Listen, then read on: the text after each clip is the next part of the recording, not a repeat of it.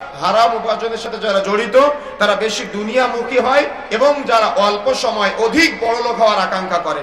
মৌলিকভাবে দুইটা পয়েন্ট।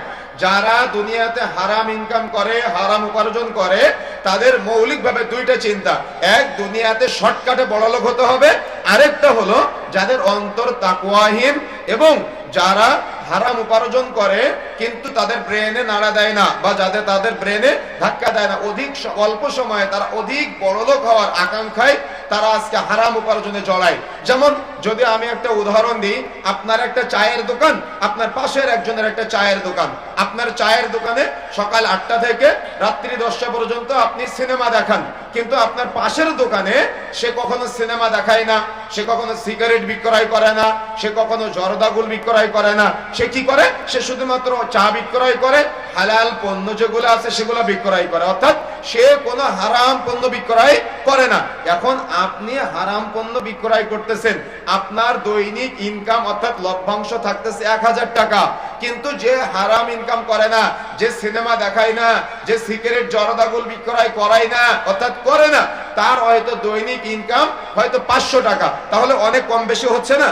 এখন দেখা যাচ্ছে আপনার এই হারাম ইনকাম হচ্ছে কিন্তু তার ইনকামটা হচ্ছে হালাল। কেন? সে হালাল পণ্য বিক্রয় করতেছে আর আপনি হারাম কাজে সহযোগিতা করতেছেন।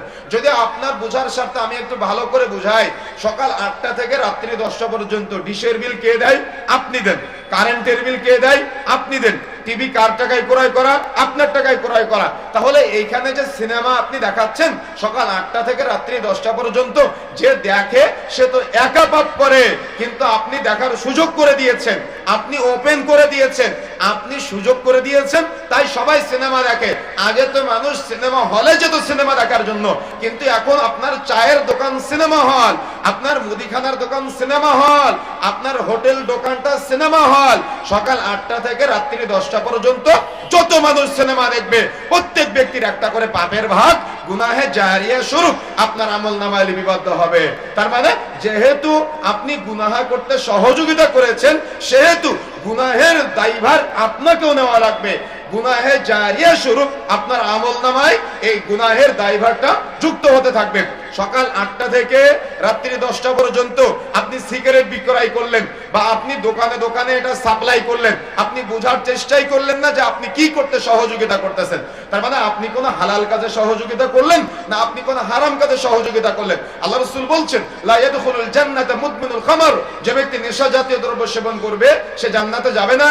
আল্লাহ রাসূল বলছেন, সালাসাতুন কাদ হারামাল্লাহু আলাইহিমুল জান্নাহ, 3 শ্রেণীর ব্যক্তি কখনো জান্নাতে যাবে না।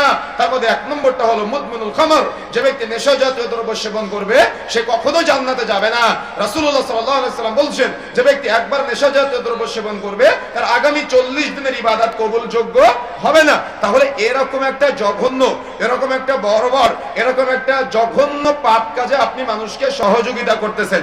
এই সকাল 8টা থেকে রাত্রি 10টা পর্যন্ত আপনি হয়তো এই কোম্পানিতে চাকরি করেন বা আপনি হকারি করার মাধ্যমে দোকানে দোকানে সাপ্লাই দেন বা আপনার চায়ের স্টলে, আপনার মুদিখানার স্টলে আপনি সকাল 8টা থেকে রাত্রি 10টা পর্যন্ত যত মানুষকে আপনি এই মাদক দ্রব্য সাপ্লাই করবেন, মনে রাখার চেষ্টা করবেন, যে খায় সে তো একা পাপ করে, কিন্তু আপনি এই সিগারেট জর্দাগুল বিক্রয় করার মাধ্যমে যত মানুষ আপনার দোকান থেকে খাবে প্রত্যেক ব্যক্তির একটা করে পাপের ভাগ আপনার আমলনামায় লিপিবদ্ধ হবে। তাহলে কি উপার্জন বৈধ হলো না অবৈধ হয়ে গেল?